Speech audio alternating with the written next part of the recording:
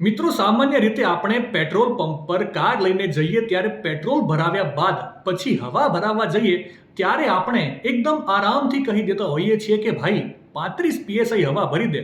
નાની કાર હોય મોટી કાર હોય કંઈ જોવાનું નહીં, બસ કહી દેવાનું 35 પીએસઆઈ. અરે મારા ભાઈ, એવું ના હોય. દરેક કારનું એર પ્રેશર લેવલ અલગ અલગ હોય છે. તમે તમારી કારનો ડ્રાઈવર સાઈડનો દરવાજો ખોલશો ત્યાં જમણી બાજુ નીચે એક સ્ટીકર મારેલું હોય છે. એમાં ટાયરમાં કેટલી હવાનું દબાણ રાખવું એ એકદમ સ્પષ્ટ લખેલું હોય છે.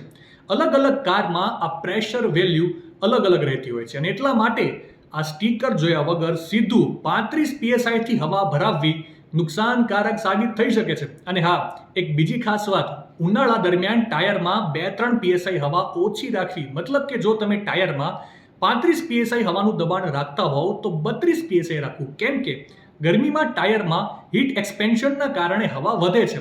હવે જ્યારે પણ હવા ભરાવવા જાઓ ત્યારે તમારી કારનું પીએસઆઈ લેવલ ચેક કરીને જ હવા ભરાવજો.